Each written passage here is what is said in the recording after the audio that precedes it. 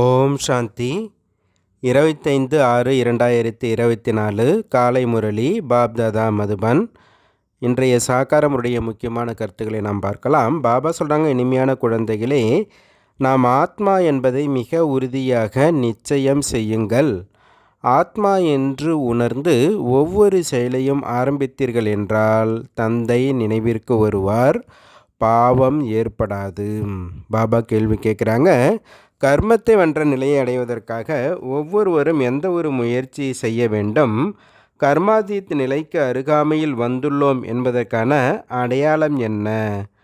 பாபா பதில் சொல்கிறாங்க, கர்மத்தை வென்ற நிலையை அடைவதற்கு நினைவின் பலத்தினால் தங்களது கர்ம இயந்திரங்களை வசப்படுத்த முயற்சி செய்யுங்கள். நான் நிராகார ஆத்மா, நிராகார தந்தையின் குழந்தை என்ற அபியாசம் செய்யுங்கள். கர்ம இந்திரியங்கள் அனைத்தும் நிர்விகாரி ஆகிவிடும் வகையில் சக்திசாலியான உழைப்பு தேவை. அந்த அளவு கர்மாதீத நிலைக்கு அருகாமையில் வரும்போது அனைத்து உறுப்புகளும் தனிந்ததாகவும் நறுமணமுடையதாகவும் ஆகி கொண்டே போகும். அவற்றிலிருந்து விகாரியான துர்நாற்றம் நீங்கிவிடும். அதீந்திரிய சுகத்தின் அனுபவம் கிடைத்து கொண்டே இருக்கும். ஓம் சாந்தி. சிவபகவான் கூறுகின்றார், இது யாருக்காக என்பதை குழந்தைகளுக்கு கூற வேண்டியதில்லை. சிவபாபா ஞானத்தின் கடல் என்பதை குழந்தைகள் அறிந்துள்ளார்கள். அவர் மனித சிருஷ்டியின் விதை ரூபமாக உள்ளார். எனவே அவர் அவசியம் ஆத்மாக்களிடம்தான் பேசுகின்றார். சிவபாபா கற்பிக்கின்றார் என்பதை குழந்தைகள் அறிந்துள்ளார்கள். பாபா என்ற வார்த்தை மூலமாக பரம ஆத்மாவைத்தான் பாபா என்று கூறுகிறோம் என்று அறிகின்றார்கள். அனைத்து மனிதர்களும் அந்த பரம ஆத்மாவைத்தான் தந்தை என்று கூறுகிறார்கள். பாபா பரந்தாமத்தில் வசிக்கின்றார். இந்த விஷயங்களை உறுதி செய்து கொள்ள வேண்டும். தன்னை ஆத்மா என்று உணர வேண்டும் மற்றும் இதை உறுதியாக நிச்சயம் செய்து கொள்ள வேண்டும். தந்தை என்ன கூறுகின்றாரோ அதை ஆத்மாதான் தாரணை செய்கின்றது. எந்த ஞானம் பரமாத்மாவிடம் உள்ளதோ அது ஆத்மாவிற்குள்ளும் வர வேண்டும். அது பின்னர் வாயால் வர்ணிக்கப்படுகின்றது. ஆத்மாதான் பாடம் படிக்கின்றது. ஆத்மா வெளியேறிவிட்டால் படிப்பு ஆகியவை எதுவும் அதற்கு தெரியாது. ஆத்மா சமஸ்காரத்தை எடுத்து செல்கிறது. அது மற்றொரு சரீரத்தில் அமர்ந்தது. எனவே முதலில் தங்களை மிக உறுதியாக ஆத்மா என்று உணர வேண்டும். தேக அபிமானத்தை இப்பொழுது விட வேண்டி வரும். ஆத்மா கேட்கின்றது, ஆத்மா தாரணை செய்கின்றது. ஆத்மா இதில் இல்லை என்றால் சரீரம் அசையவே முடியாது. இப்போது குழந்தைகளாகிய நீங்கள் பரமாத்மா ஆத்மாக்களாகிய எங்களுக்கு ஞானம் அளித்து கொண்டிருக்கின்றார் என்பதை உறுதிப்படுத்தி கொள்ள வேண்டும். நாம் ஆத்மாக்கள் சரீரம் மூலமாக கேட்கின்றோம் மற்றும் பரமாத்மா சரீரம் மூலமாக கூறிக்கொண்டிருக்கின்றார். இதையே அடிக்கடி மறந்து விடுகின்றீர்கள். தேகம் நினைவுக்கு வருகிறது. நல்லது அல்லது கெட்ட சமஸ்காரம் ஆத்மாவில்தான் உள்ளது என்பதையும் அறிந்துள்ளீர்கள். ஆத்மா இந்த உறுப்புகள் மூலமாக இவ்வளவு பாகத்தை ஏற்று நடிக்கின்றது. முதலில் அவசியமாக ஆத்மா அபிமானி ஆக வேண்டும். தந்தை ஆத்மாக்களுக்குத்தான் கற்பிக்கின்றார். ஆத்மாதான் பிறகு இந்த ஞானத்தை தன் கூடவே எடுத்து செல்லும். எப்படி அங்கு பரமாத்மா ஞானத்துடன் இருப்பாரோ அதே போல ஆத்மாக்களாகிய நீங்களும் பின் இந்த ஞானத்தை கூடவே எடுத்து செல்வீர்கள். நான் குழந்தைகளாகிய உங்களை இந்த ஞான சகிதம் அழைத்து செல்கின்றேன். பிறகு ஆத்மாக்களாகிய நீங்கள் பார்ட்டில் வரவேண்டி உள்ளது. உங்களது பார்ட்டே புது உலகத்தில் பலனை அனுபவிப்பது. ஞானமும் பின்னர் மறந்து விடுகின்றது. இதை எல்லாமே நல்ல முறையில் தாரணை செய்யணும் அப்படின்றார் பாபா. முதல்ல நான் ஆத்மா என்பதை மிக நன்றாக உறுதிப்படுத்தி கொள்ளணும். அநேகர் இதை மறந்துடுறாங்க. தனக்குத்தானே அதிக முயற்சி செய்யணும். உலகிற்கு எஜமானர் ஆக வேண்டும் என்றால் உழைப்பு முயற்சியின்றி ஆக முடியுமா என்ன? அடிக்கடி இந்த பாயிண்ட்டையே மறந்து விடுகிறார்கள் எனில் இது புது ஞானமாகும். தங்களை ஆத்மா என்று மறந்து தேகாபிமானத்தில் வந்துவிடும் பொழுது ஏதாவது பாவங்கள் ஏற்படுகின்றன. ஆத்மா அபிமானி நிலையாவதால் ஒருபோதும் பாவங்கள் ஏற்படாது. பாவங்கள் அழிந்துவிடும். பின் அரைக்கல்பம் எந்த பாவமும் ஆகாது. எனவே நான் ஆத்மா படிக்கின்றேன், தேகம் அல்ல என்ற இதை நிச்சயம் செய்து கொள்ள வேண்டும் அப்படின்றார் பாபா. பாபா சொல்கிறாங்க, நாம் ஆத்மா கர்மேந்திரங்கள் மூலமாக இந்த காரியம் செய்கின்றோம். அலுவலகம் ஆகியவற்றிலும் கூட தங்களை ஆத்மா என்று உணர்ந்து கர்ம இந்திரியங்கள் மூலமாக காரியம் செய்து கொண்டே இருந்தீர்கள் என்றால் கற்பிக்கும் தந்தை அவசியம் நினைவிற்கு வருவார். ஆத்மாதான் தந்தையை நினைவு செய்கின்றது. இதற்கு முன்பு கூட நாம் பகவானை நினைவு செய்கின்றோம் என்று கூறிக்கொண்டு இருந்தோம் தான்.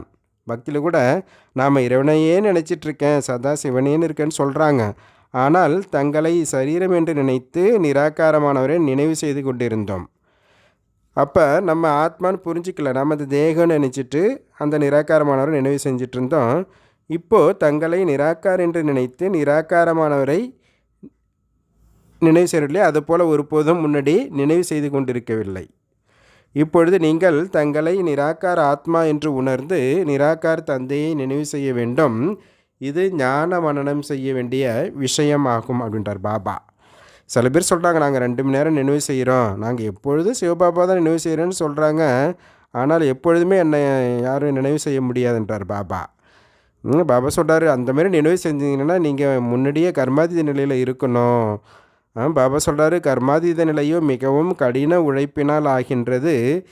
இந்த கர்மாதீத நிலை வரும்போது எல்லா விகாரி கர்ம இந்திரியங்களும் வசப்பட்டு விடுகின்றது. சத்யுகத்தில் எல்லா கர்ம இந்திரியங்களும் நிர்விகாரி ஆகிவிடுகின்றது. ஒவ்வொரு அங்கமும் நறுமணமுடையதாக ஆகிவிடுகின்றன. இப்பொழுது துர்நாற்றமுடைய சீச்சி உறுப்புகளாகும். சத்யுகத்தினுடையதோ மிகவும் பிரியமான மகிமையாகும். அது ஹெவன், புது உலகம், வைகுண்டம் என்று கூறப்படுகின்றது. அங்கு இருக்கும் தோற்றம், கிரீடம் ஆகியவை போல் இங்கு யாருமே அமைக்க முடியாது அப்படின்றார் பாபா. நீங்கள் தியானத்தில் பார்த்துட்டு வர்றீங்க தான், ஆனால் இங்கு அது போல் அமைக்க முடியாதுன்றார் பாபா. அங்கு இயற்கையான அழகு இருக்கும். எனவே இப்பொழுது குழந்தைகளாகிய நீங்கள் நினைவினால் தூய்மையாக வேண்டும். நினைவு யாத்திரை அதிகமாக செய்ய வேண்டும். இதில் மிகுந்த உழைப்பு உள்ளது. நினைவு செய்து செய்து கர்மாதீத நிலையை அடைந்து விட்டீர்கள் என்றால் எல்லா கர்ம இந்திரியங்களும் தனிந்ததாக, அதாவது குளிர்ச்சியாக ஆகிவிடும். ஒவ்வொரு உறுப்பும் மிகவும் நறுமணமுடையதாக ஆகிவிடும். துர்நாற்றம் இருக்காது. இப்பொழுது எல்லா கர்ம இந்திரியங்களிலும் துர்நாற்றம் உள்ளது. இந்த சரீரம் எதற்கும் உதவாததாக உள்ளது. உங்களது ஆத்மா இப்பொழுது தூய்மையாகி கொண்டிருக்கின்றது. சரீரம் தூய்மையாக ஆக முடியாது. உங்களுக்கு புது சரீரம் கிடைக்கும் பொழுதுதான் அது தூய்மையாக இருக்கும். அங்கு, அதாவது சொர்க்கத்தில் சரீரத்தில் ஒவ்வொரு அங்கமும் நறுமணம் இருக்கும். இந்த மகிமை தேவதையினுடையதாகும். குழந்தைகளாகிய உங்களுக்கு மிகவும் குஷி இருக்க வேண்டும். தந்தை வந்துள்ளார் என்றால் குஷியின் எல்லை அளவு கடந்து இருக்க வேண்டும் அப்படின்றார் பாபா.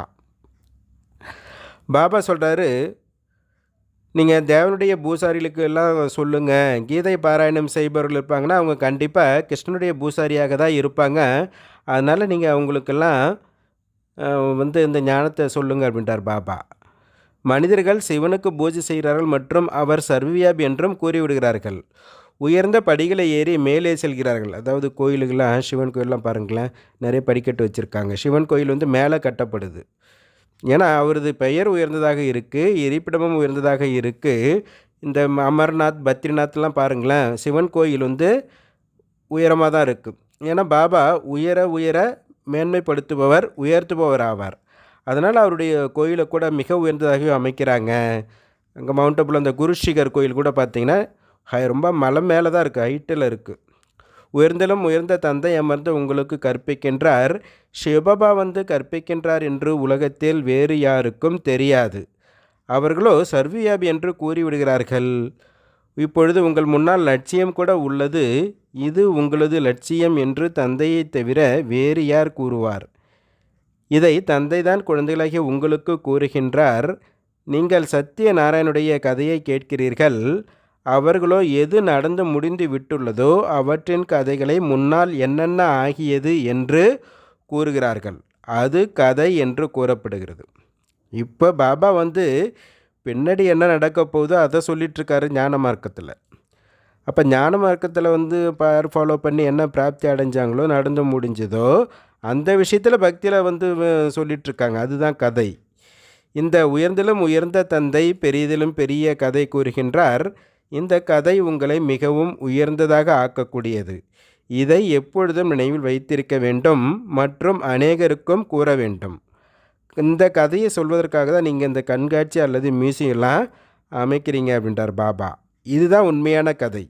இதை சைத்தன்ய விருட்சபதியான தந்தை அமர்ந்து புரிய வைக்கின்றார். இதன் மூலம் நீங்கள் தேவதையாகின்றீர்கள். இதில் தூய்மை என்பது முக்கியம். தூய்மை ஆகாமல் தாரணையாகாது. சிங்கத்தின் பாலுக்கு தங்க பாத்திரம் வேண்டும், அப்பொழுது தான் தாரணை செய்ய முடியும். இந்த காது கூட ஒரு பாத்திரம் போலத்தான், இந்த தங்க பாத்திரமாக ஆகணும். காது கூட தங்கமாக ஆகணும். இப்பொழுது கல்லிலால் ஆனதாகும். தங்கத்தினுடையதாக ஆகும் பொழுது தான் தாரணை ஏற்பட முடியும். மிக கவனத்துடன் கேட்க வேண்டும் மற்றும் தாரணை செய்ய வேண்டும். கதையோ சுலபமானது ஆகும். இது கீதையில் எழுதப்பட்டுள்ளது என்றார் பாபா. பாபா சொல்கிறாரு, மன்மனா பவ, தூய்மையாகுங்கள் அப்படின்றாரு. இதுபோல் வேறு யாரும் கூறுவது இல்லை. மன்மனாபவ ஆகி இருப்பதும் இல்லை. எந்த ஒரு மனிதரும் இங்கு தூய்மையாகவும் இருக்க முடியாது. ஏன்னா இங்கே பிறக்கிறவங்க விகாரத்தின் மூலமாக பிறக்கிறாங்க. ராவண ராஜ்யம் கலியுக கடைசி வரை நடக்கும். அதனால் தூய்மையாக வேண்டும், தூய்மையானவர்கள் என்று தேவதைகளுக்கு தான் கூறப்படுகின்றது, மனிதர்களுக்கு அல்ல. சன்னியாசிகள் கூட மனிதர்கள் தான். அவங்களது துறவரத்தினுடைய தர்மம் என்ன நினைவு செஞ்சீங்கன்னா நீங்கள் தூய்மையாக ஆகிடுவீங்க அப்படின்னு அப்பா சொல்கிறாரு. பாபா சொல்கிறாரு, வேறு எந்த சத்சங்கத்திலையும் இந்த தூய்மை காரணமாக சண்டை என்பது ஒரு பொழுதும் கேள்விப்பட்டிருக்க முடியாது. இது ஒரே ஒரு முறை தந்தை வரும்பொழுது சண்டை ஏற்படுகின்றது. தூய்மை ஒன்றும் இழக்கவில்லையே என்று தந்தை கேட்கின்றார். ஏனென்றால் காமம் மகா எதிரி ஆகும் அல்லவா, முற்றிலும் விழுந்து விடுகிறார்கள். இந்த காம விகாரம் எல்லோரையும் ஒரு காசுக்கும் உதவாததாக ஆக்கி உள்ளது. 63 பிறவிகள் நீங்கள் வைசியாலயத்தில் இருக்கிறீர்கள். இப்பொழுது தூய்மையாகி சிவாலயம் செல்ல வேண்டும் என்று தந்தை கூறுகின்றார். இந்த ஒரு பிறவி தூய்மையாகுங்கள். சிவபாபாவை நினைவு செய்தீர்கள் என்றால் சிவாலயமான சொர்க்கத்திற்கு செல்வீர்கள். பிறகு காம விகாரம் எவ்வளவு வலிமையாக உள்ளது, எவ்வளவு தொல்லைப்படுத்துகிறது, கவர்ச்சி ஏற்படுகின்றது. இந்த கவர்ச்சியை நீக்கிவிட வேண்டும். திரும்பி செல்ல வேண்டி இருக்கும் பொழுது அவசியம் தூய்மையாக இருக்க வேண்டும் என்றார் பாபா. நீங்கள் தந்தையை மறந்து தேக அபிமானி ஆகின்றீர்கள். அப்பொழுது தலைகீழானவர்களாக ஆகிவிடுகிறீர்கள் அப்படின்றார் பாபா. தந்தை எல்லாமே கூறுகின்றார். தந்தையிடமிருந்து சக்தி கொடு, பலம் கொடு என்று எதையும் கேட்க வேண்டியதில்லை. தந்தையோ யோக பலத்தினால் இவ்வாறு ஆக வேண்டும் என வழி கூறுகின்றார்.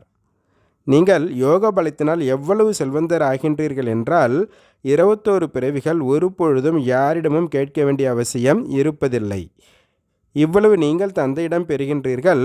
பாபாவோ ஏராளமான சம்பாத்தியம் செய்விக்கின்றார் என்பதை உணர்ந்துள்ளீர்கள். எவ்வளவு வேண்டுமோ எடுத்துக்கொள்ளுங்கள் என்று தந்தை கூறுகின்றார். இந்த லட்சுமி நாராயணர் மிக உயர்ந்தவர்கள் ஆவார்கள். எவ்வளவு வேண்டுமோ எடுத்துக்கொள்ளுங்கள். முழுமையாக படிக்கவில்லை என்றால் பிரஜையில் சென்று விடுவீர்கள். பிரஜைகளையும் அவசியம் உருவாக்க வேண்டும்.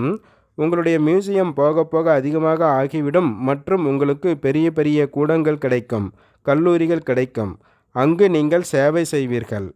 இந்த திருமணங்களுக்காக அமைக்கப்படும் கூடங்கள் கூட அவசியம் உங்களுக்கு கிடைக்கும். நீங்கள் இவ்வாறு விளக்குவீர்கள். சிவபாபான் கூறுகின்றார், நான் உங்களை இதுபோல தூய்மையாக்குகிறேன் என்பதை அறிந்து ட்ரஸ்டிகள் ஹால்கள் கொடுத்து விடுவார்கள். கூறுங்கள், பகவான் கூறுகின்றார், காமம் மகா எதிரியாகும். அதனால் துக்கம் அடைந்துள்ளீர்கள். இப்பொழுது தூய்மையாகி தூய்மையான உலகம் செல்ல வேண்டும். உங்களுக்கு ஹால் கிடைத்து கொண்டே இருக்கும். தந்தை கூறுகின்றார், நான் மீண்டும் நிரப்பி கொடுக்க வேண்டி இருக்கும் வகையில் இப்பொழுது சும்மாவே உங்களிடமிருந்து வாங்குவேனா என்ன? குழந்தைகளின் ஒவ்வொரு ரூபாய் மூலமாக சிறு துளி குளமாக ஆகின்றது. மற்றபடி அனைவருடையதும் மண்ணோடு மண்ணாக ஆகப் போகின்றது. தந்தை எல்லோரையும் விட பெரிய கணக்கு பார்ப்பவரும் ஆவார். பொற்கொல்லன், சலவை தொழிலாளி, சிற்பியும் ஆவார். பாபா தாரணைக்கான முக்கிய சாரம் சொல்கிறாரு. ஃபஸ்ட்டு பாயிண்ட்டு, தந்தை கூறும் உண்மையிலும் உண்மையான கதையை கவனத்துடன் கேட்க வேண்டும் மற்றும் தாரணை செய்ய வேண்டும். தந்தையிடமிருந்து எதையும் வேண்டி கேட்கக்கூடாது. 21 பிரிவுகளுக்கு தங்களது சம்பாத்தியத்தை சேமிப்பு செய்ய வேண்டும். 2வது பாயிண்ட்டு, வீட்டிற்கு திரும்பி செல்ல வேண்டும். எனவே யோக பலத்தினால் சரீரத்தின் கவர்ச்சியை நீக்கிவிட வேண்டும். கர்மேந்திரியங்களை தனிந்ததாக ஆக்க வேண்டும். இந்த தேக உணர்வை விடுவதற்கான முயற்சி செய்ய வேண்டும். பாபா வரதானம் கொடுக்குறாங்க. ஒரு இடத்தில் இருந்தபடியே அநேக ஆத்மாக்களின் சேவை செய்யக்கூடிய லைட் மைட் நிறைந்தவர் ஆவீர்களாக. எப்படி கலங்கரை விளக்கம் ஓரிடத்தில் இருந்தபடியே தூரம் வரும் தேவ செய்யுது. அதுபோல் நீங்கள் அனைவரும் ஓரிடத்தில் இருந்தபடியே அநேக ஆத்மாக்களின் சேவையின் பொருட்டு கருவியாக ஆகிவிட முடியும்.